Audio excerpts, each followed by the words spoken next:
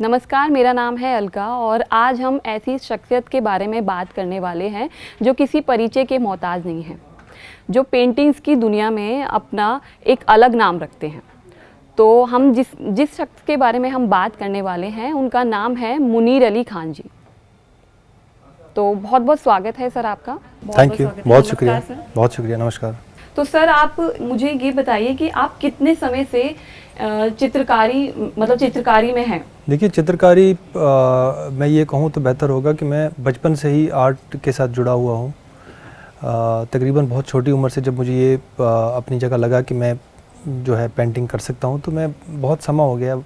अब मेरा बचपन आप मान लीजिए किस चीज़ के साथ गुजरा है। ठीक है सर, आप ये बताइए कि आप किस फैमिली से बिलोंग करते हैं और आपका बैकग्राउंड क्या है? मैं अनंतनाग डिस्ट्रिक्ट में एक हमारा विलेज है, ब्रा रैनीपुरा करके, एक मशहूर सन टेम्पल है मार्टन, उससे 6 किलोमीटर पीछे मेरा गांव पड़ता है, ब्रा रैनीपुरा करके। तो हम लोग वहाँ कश्मीर में कश्मीरी स्पीकिंग ही आप कहेंगे आप, क्योंकि इतने सालों से हम वहाँ रह रहे हैं। बेसिकली हम कश्मीरी स्पीकिंग नहीं है, लेकिन अब इतने सालों से हम रह रहे हैं तो हम कश्मीरी स्पीकिंग ही आप कहेंगे। तो मेरी फैमिली, मेरे वाले साहब जिन्होंने बेसिकली मुझे इस आर्ट की ओर जो है उनका रुझान था कि मैं आर्ट करना चाहिए, वो मेरे वाले साहब का इंतकाल सन 2000 में हुआ। तो आपके घर में पहले भी मतलब पेंटिंग नहीं, बिल्कुल नहीं, बिल्कुल नहीं। उनको किसी नहीं, बिल्कुल नहीं। वो मेरे किसी उस्ताद ने उनको कहा था कि ये पेंटिंग अच्छा कर सकते हैं, तो आप इनको आर्ट स्कूल में पढ़ाएंगे।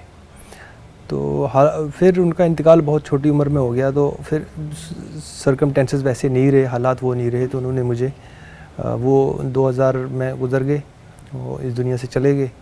तो उनके बाद मेरे भाई साहब ने जो है मेरी कहूँगा कि परवरिश की। आपकी परवरिश ही आपको दिशा देती है। बिल्कुल सही। तो मेरी दिशा उन्होंने ही दी है, मेरे भाई ने। तो मेरे वाल साहब की जगह उन्होंने ली है। मैं जो कुछ भी करता हूँ और जहाँ तक भी मैं पहुँचता हूँ, तो मैं समझता हूँ कि सबसे बड़ा कंट्रीब्यूशन मेरी ज़िंदगी में उसका है, और उससे बड़ा किसी का नहीं हो सकता, जिन्होंने मेरे हर कदम पे नज़र रखी। तो उन्होंने फिर परवरिश की, उन्होंने थोड़ा बहुत स्कोप दिया, मौका कहीं जाने आने का, फिर सीखने करने का। तो ये सिलसिला फिर आगे बढ़ता गया। जी। और सर आप अपनी क्वालिफ़िकेशन के बारे में बताइए। हाँ, मेरी क्वालिफ़िकेशन एक्चुअली जब मेरे वालिद साहब का इंतकाल हुआ, तो उसके बाद मेरी क्वालिफ़िकेशन जो रेगुलर क्वालिफ़िकेशन थी वो छूट गई, क्योंकि मुझे उसकी जगह अपॉइंटमेंट सरकारी जॉब लेना पड़ा SRO में। तो फिर मैंने डिस्टेंस मोड में पहले 12वीं की और उसके बाद ग्रेजुएशन की। जी, डिस्टेंस मोड में। जी। ठीक है। तो उसके बाद जब आपने ग्रेजुएशन करी है, जी, उसके बाद ही आपके दिमाग में आया कि हाँ चलो चित्रकारी की तरफ चित्रकारी और ये सारी चीजें साथ साथ चलती गई मेरी जिंदगी। चित्रकारी तो मेरे बचपन से ही मेरे साथ लेके चला। क्लास में थे आप जब तब मैं पहली बार मुझे लगता है कि तीसरी क्लास में था। अच्छा, हमारे यहाँ थर्ड होता था, अब तो बदल गई हैं चीज़ें अब, लेकिन तब थर्ड होता था। तीसरी क्लास में मुझे लगा कि मुझे ये करना चाहिए, और तब से ये मेरे साथ चलती आ रही है। ये बताइए, आपको याद है कि आपने पहली पेंटिंग कौन सी बनाई थी? मुझे याद है बिल्कुल, मैंने अपनी बहन की बनाई थी, वो मेरे साथ में बैठी हुई थी, उनका मैंने स्केच ड्रॉ किया था। और एक्साइटमेंट हुई थी, वो बहुत खुश हो गई, करेंगे ये तो मैं हूँ, ऐसे करके हुआ। फिर तो वो एक्साइटमेंट जो थी, वो उसी एक्साइटमेंट ने कहीं ना कहीं मुझे लगा, फिर मैं हर किसी को इम्प्रेस करने के लिए बनाता गया। वो कहीं ना कहीं आपको एक किक मिलता गया। एग्जैक्टली, स्कूल्स में और बाकी चीज़ों में फिर यही चीज़ें। और आप ये बताइए, आप किन सब चीज़ों को ध्यान में रखते हुए अपनी कैनवस पर अपनी पेंटिंग्स को उतारते हैं? मेरे हिसाब से पेंटिंग करने के लिए ना इंसान को समय और चीज़ों की ज़रूरत नहीं पड़ती। आपके गिरदनवा में जो भी चीज़ें हैं, आप उनको इन्हीं निगाहों से देखते हैं, क्योंकि जिस तरह से नेचर को क्रिएट किया गया है, कुदरत ने जिस तरह से नेचर को बनाया हुआ है, तो ये खुद अपने आप में ही एक तरह का एक कलाकारी है।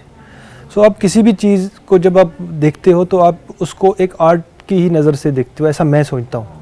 तो मेरे इर्द गिर्द जो भी चीज़ें हो, इनफैक्ट मैं कहीं बैठता हूँ या जाता हूँ, तो मेरी पहली नज़र जिस चीज़ पे भी पड़े, तो मैं उसको उसके आकार या उसके जिस तरह का उसको बनाया गया हुआ, जिस तरह से डिज़ाइन किया गया हो, तो मैं उस चीज़ पे ही ध्यान देता हूँ। कहीं ना कहीं वो अपने आप में एक आर्ट है। सर आप मुझे ये बताइए कि आपको पहली बार कब ऐसा लगा कि मुझे अब इसी में ही आगे बढ़ना है? आप किसको अपना आइडल मानते हैं? जैसे हर कोई किसी भी क्षेत्र में जाना चाहता है, तो उसको एक ये रहता है कि हाँ ये मेरे आइडल है। तो आप किसको सोच के आपने सोचा कि मुझे इसी क्षेत्र में आगे बढ़ना है और ये मेरे आइडल है? मैं बचपन में जब मैंने पेंटिंग सीखनी शुरू की, और फिर जब मैंने स्कूल वगैरह में था, तब मेरे उस्ताद जो थे उन्होंने मुझे, मेरे टीचर्स जो थे उन्होंने अप्रिशिएट किया पेंटिंग मेरी देख के, या मेरे स्केट्स वगैरह को देख के उन्होंने अप्रिशिएट किया। और तब मुझे नहीं पता था आइडियल या फिर पेंटिंग को कोई इतना बड़ा वसी फील्ड होता है जिस तरीके के मेरी सराउंडिंग्स, मेरा बैकग्राउंड है, तो मुझे इन चीज़ों का ज़्यादा अंदाज़ा नहीं था।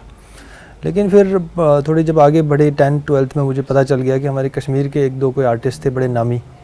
तो उनके बारे में मुझे जब पता चला कि उन्होंने इंटरनेशनल कैनवास पे अपना जो है नाम कमाया है, तो उनसे जब मेरा मिलना हुआ तो कहीं ना कहीं वही मेरे फिर रोल मॉडल भी रहे, जिनमें एक अपने राजेंद्र तिक्कू सर हैं, बड़े पद्मश्री भी रहे हैं वो हमारे जम्मू कश्मीर के। फिर एक मसूद साहब हैं, उनसे भी मैं बहुत इंस्पायर हुआ था और उनसे मेरा मिलना जुलना भी हुआ था। और उनको देख के फिर मुझे ये लगा कि जब मैंने स्टार्ट, जैसे मैंने अर्ज़ किया कि पहले मुझे नहीं था इन चीज़ों का अंदाज़ा, तो उनको जब मैंने देखा तो फिर मुझे लगा कि नहीं, मैं भी थोड़ा बहुत जो है बाहर जा सकता हूँ और इसको जो है लार्ज स्केल पे आर्ट को लेके जा सकता हूँ। कश्मीर का नाम आता है तो दिमाग में सबके यही आता है कि जन्नत। तो आपकी सबसे अच्छी याद जो है कश्मीर की वो क्या है? कश्मीर का मेरा जन्म है, सारी यादें ही खूबसूरत है। मैं तो ये कहूँगा कि अभी मैं दिल्ली में हूँ या कभी किसी बड़े शहर में जाना होता है तो मेरा 4-5 दिन के बाद दिल जो है उकता जाता है। मैं ऑनेस्टली आपको बता रहा हूँ। और अपने घर और अपनी जो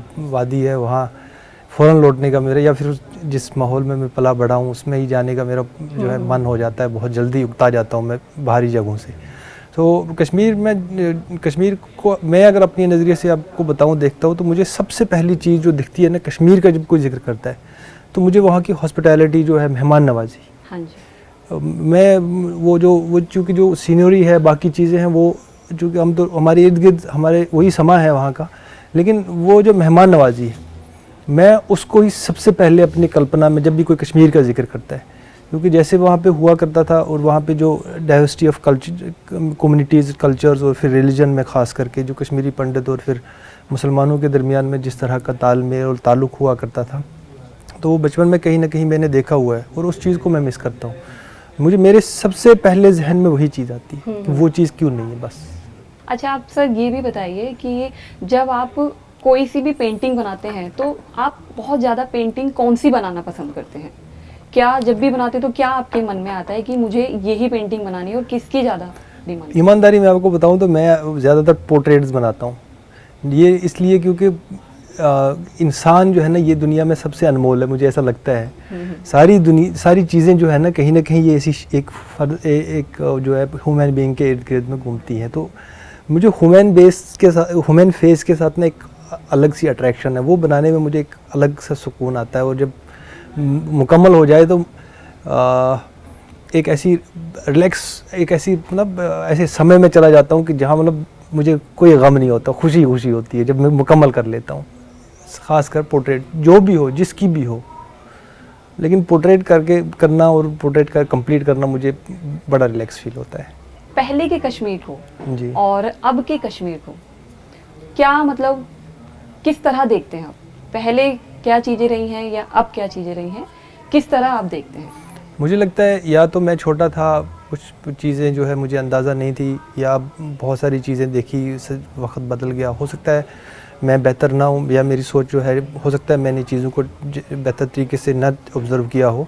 लेकिन मुझे लगता है कि पहले कश्मीर ज़्यादा खूबसूरत थी बनस्बत के आज। पहले जो आपके इर्द नवा में आपके जो एटमॉस्फेयर था, पानी, रोड, सड़कें, भले ही वो कच्ची थी लेकिन साफ़ सुथरी थी। अभी जिस तरह से पॉलीथीन ने जगह ली है इनकी जगह पे, सो वहाँ के जो झरने थे, पानी थे, कहीं ना कहीं वो ख़राब हो गया। एटमॉस्फेयर में धूल ऐसे कभी नहीं देखते थे, गर्मी इतनी कभी पहले नहीं होती थी मेरे बचपन में। और फिर जैसे मैं अभी भी कह रहा था, जो दो मज़हबों के दरमियान में जिस तरह के ताल्लुकात थे, एक दूसरे के इसमें शामिल होते थे हम लोग, तो वो चीज़ें शायद कहीं ना कहीं अब नहीं हैं। और वो एक कमी है अब कश्मीर में, जो हम चाहेंगे कि वो बहुत जल्दी पूरी हो जाए। अगर आप कश्मीर की अपने कैनवस पर कश्मीर को अगर उतारना चाहेंगे तो आप किन रंगों का ज़्यादा इस्तेमाल करेंगे, किस तरह बनाएंगे? अगर कुछ लाइव आप कश्मीर तो एक मैं तो कहता हूँ जिसने वो कश्मीर को बनाया है वही बेहतर रंग, उसने जो रंग डाले हुए हैं उसकी भरपाई तो आर्टिस्ट कर ही नहीं पाएगा।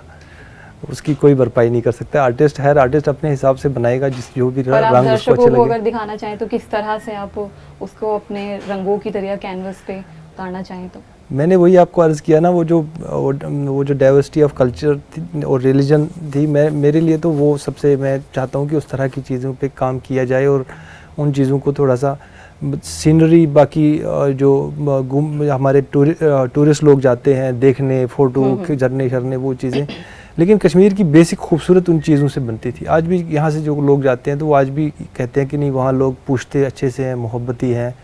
तो हम चाहते हैं कि उस चीज़ पे अगर काम किया जाए, भले ही वो आर्ट की सूरत में किया जाए या किसी और सूरत में किया जाए, लोगों के दरमियान मोहब्बत पैदा की जाए, तो वो उस पे मैं काम करना ही ज़्यादा पसंद करूँगा। अपने कलर्स, फिर कलर जो भी होंगे, लेकिन अगर मौका मिले तो उस पर करेंगे काम। अच्छा सर, आप ये बताइए कि अगर कश्मीर को आप लाल रंग में अपने कैनवस पे उतारना चाहेंगे तो किस तरह आप उसको दिखाएंगे? लाल रंग में? हाँ जी।